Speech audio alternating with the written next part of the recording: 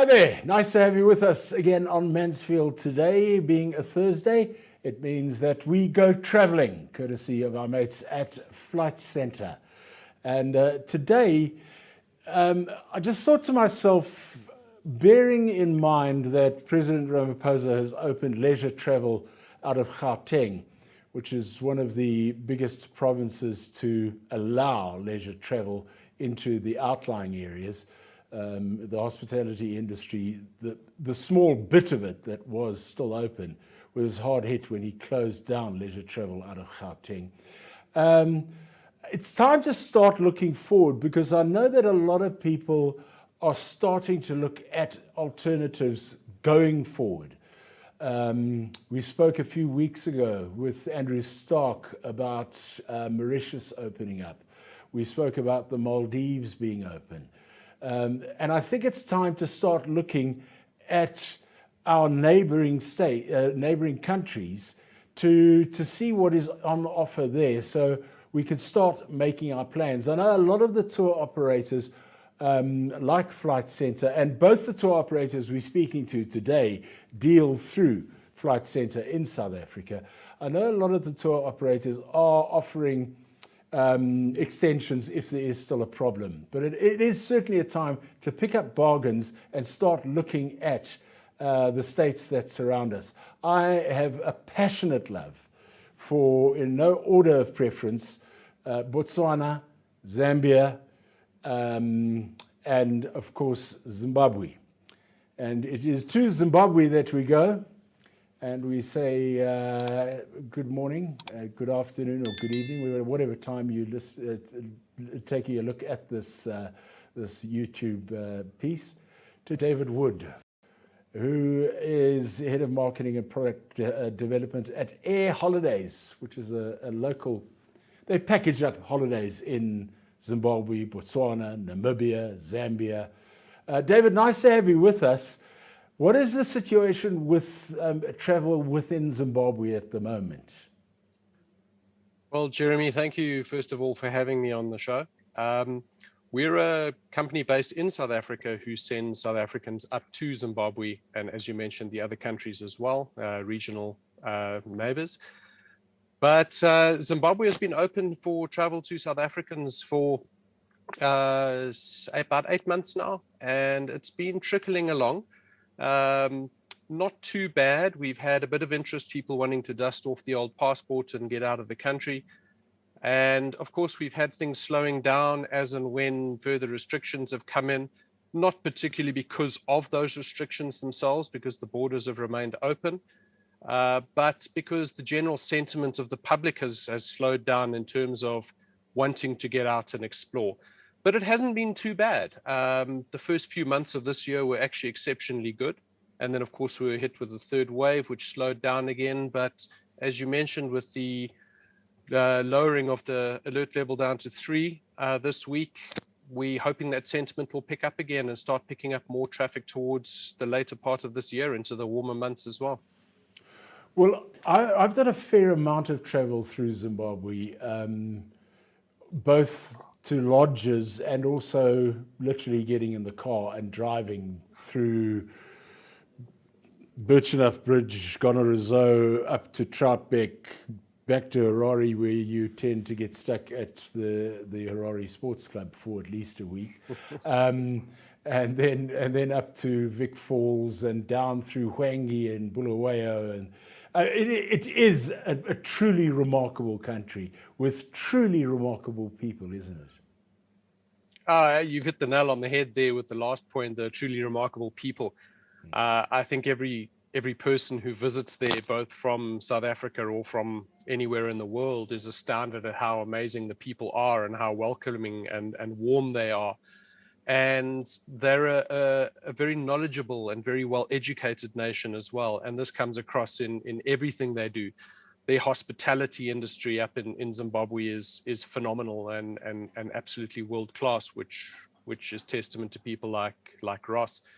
And, the South African market has been going to Zimbabwe for many, many years. As you mentioned, people driving through the country, A lot of that slowed down with some fuel restrictions and confusions over currencies and things like that. But there's a lot more of it back.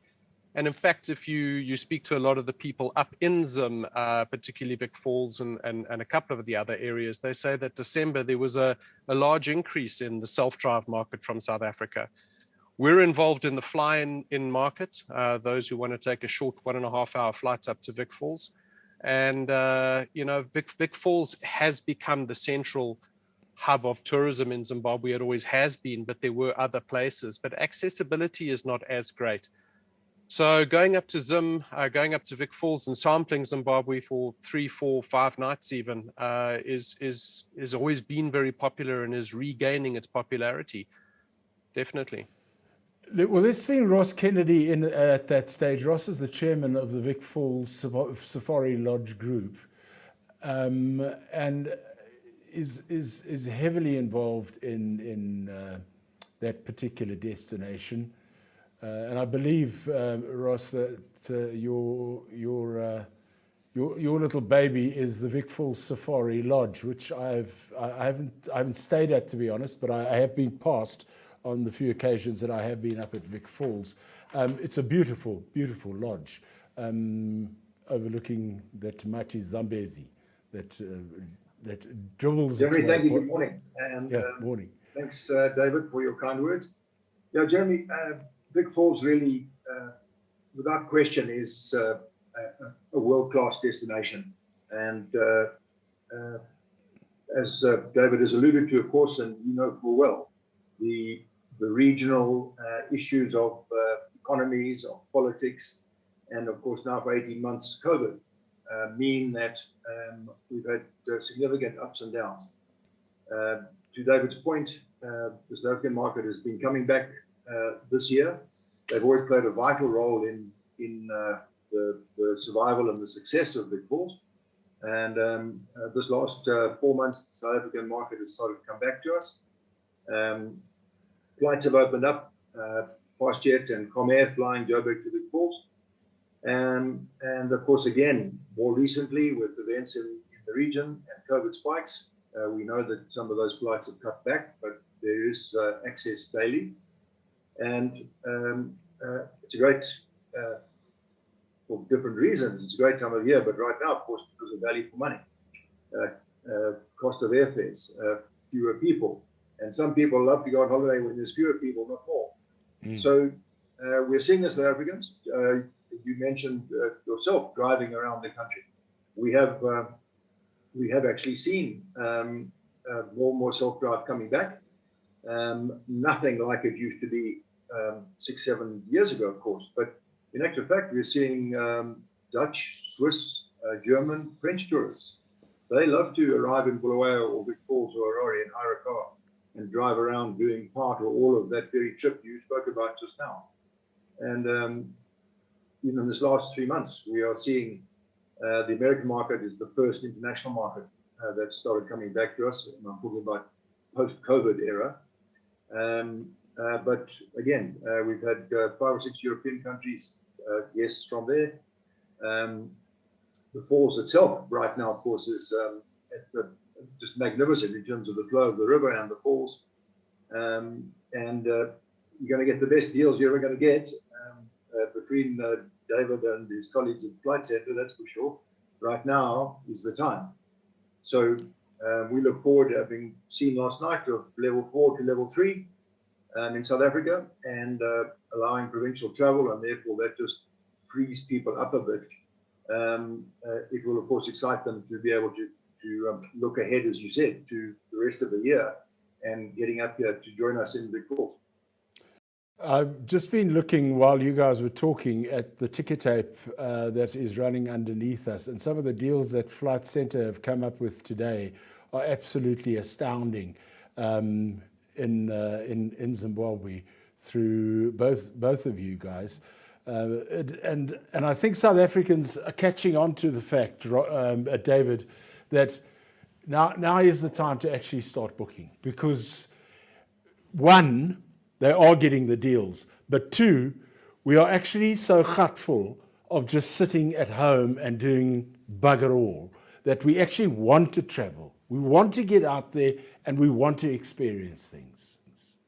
Yeah, absolutely. And, I'm one of them. I absolutely agree. I was lucky enough to go up on an inspection type trip in April, just to go up to the falls with a bunch of other travel professionals, just to see how everything is still operating as it always was. And I know what it's like to be a tourist. Yes, I sell it for a living, and hope lots of people book it. Otherwise, I don't really have a living. But now is when people, as you said, they're totally full. They want to dust off that passport, as I mentioned earlier. They want to get to a warmer climate, to be quite frank. When you're sitting here in chilly Joburg and up in Vic Falls, they're sitting with, mid-20s, nice and warm, people running around in shorts and t-shirts. Barring the locals, they seem to think it's very cold at 25.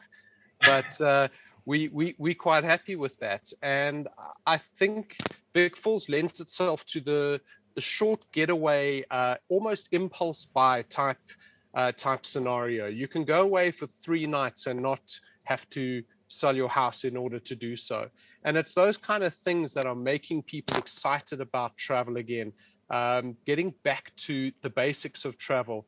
A lot of South Africans want to go far and wide and explore the entire globe, and yet they haven't been just up the road to Zim or one of the other destinations on our doorstep. And this is the time when people are wanting to do that. They don't want to plan to be away for too long. They want to just get away and say, I flew out of Joburg International, and I used my passport, and I went through passport control, and I went to another country. It's things that we haven't done for such a long time as a world population, really, but particularly as South Africans. I think one of the things that's coming through to me from people that I've been speaking to, and I'll pose this to David, is that a lot of South Africans, when we were allowed to travel, but within the country only, we became aware of just what our own country offered. And we became aware of just how beautiful our own country was. And we stopped yearning for Europe and the UK. And I know that will come back. But now, based on using that as a basis, I think a lot of South Africans, I hope a lot of South Africans are going to go, you know what? We've never been to Zimbabwe. We've never been to Botswana. I want to go and experience the falls, which I haven't experienced. I want to go to Botswana, and I want to go into areas that are absolutely barren and you can't see anything for miles and miles and miles. I want to experience I want to experience Sossusvlei in Namibia. There are all of these experiences that we have on our doorstep, and we need to actually start working on them. Yes, absolutely, and they've always been there. And I think, as you mentioned, South Africans always want to yearn for Europe or wherever it might be, the States or anywhere far and wide. I mentioned going back to the basics of travel many, many years ago, before South Africa opened up, or the world opened up to South Africa. These were the destinations that people traveled to out of necessity, because we couldn't necessarily access the world. Then the world opened and everybody forgot about the region. And to a large degree, everybody forgot about South Africa and what we have in our own country. And I know you had a long discussion with Andrew Stark about that recently as well. And he quite rightly said that there's a number of so many people going to places they didn't even know existed within our own country. So yes, just one step further, going over the border, you got to remember that a value holiday doesn't mean that you have spent 10 hours in an airplane to make it worth your while. A lot of people seem to be of the opinion the longer you fly for, the more exotic your holiday is. Quite frankly, it's a disadvantage. You lose a day. You can fly an hour and a half to Vic Falls. You can fly 2 hours to Windhoek. You can fly about an hour and 45 to Maun in Botswana. It's all right here, probably closer than flying, or shorter than flying from Joburg to Cape Town, or round about the same in some cases. and just as easy, and in a lot of cases better value for money, and you're exposing yourself to experiences that are out there you may never have known about. Ross, what sort of occupancy would you reckon Vic Falls as a destination is running at the moment? And I know you're probably going to turn around and say 100% is where I want it to be. But I mean, where would you feel comfortable with Vic Falls being? So let me take you back a couple of years to 2018, 2019, when we had probably the two best years in 30 years of Vic Falls. Then you're running at things like 72, 75% for the year. Right now, 17 months down the line from COVID coming along, and a lot of the destination being completely shut down for 4, 5, 6 months, and slowly reawakening. So right now we've been running at May and June in the mid-20s. July has taken a knock for all obvious reasons, COVID spike reasons and lockdown and curfew reasons. September it'll pick up. August, September onwards is normally traditional high season here in the fall.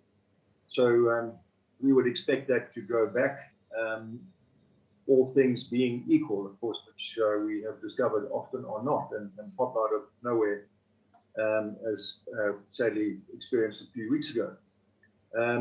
But the other thing is that to the point you're talking about to David now was, look at a map and look at Vic Falls being absolutely at the hub of the Kaza region, of those 5 countries, those 5 African neighbors, with easy access between all 5 of them. You have a place where your 4 countries touch there by Kasane. You've got the bridge into Zambia. You've got an 80-kilometer drive to Botswana. And that word that you used just now, yearning, well, in a 5, 6, 7-day trip, you can do 3, 4, or 5 of those countries, even if it's, in some cases, it's a day visit. So the value that's there from the location, the opportunities and experiences of hospitality and quality and cultural and community are so diverse for, as David says, a 1-hour, 30-minute flight. And you're right in the hub of 5 incredible African tourism countries. Yeah, I mean, you could literally, I would imagine, I'm trying to think of my traveling time up there, you could leave Vic Falls, go over the bridge, drive through Livingston, go left down to Siseki, cross down to Katima Mulilo, then come back to Kasane and back to Vic Falls in less than a day. But I wouldn't suggest that. I'd rather spend about 7 or 8 or maybe 40. Which is, correct. Yeah. But guys, thank you very much for your input. If anyone would like more information on either of the products that Ross and David have been discussing, then the easiest way to do it is to get hold of your nearest flight center, and they'll point you in the right direction and tell you what you'll need to cover yourselves to get into Zimbabwe or any of the other countries in the sub-region. It's time to start packing, and it's time to start traveling again, and it's time to start doing that in our sub-region, because we all need to pull together to help each other. And travel is one of the easiest ways of doing that. David and Ross, thank you very much for joining us on Mansfield today, or maybe I should say Tatenda, and goodbye.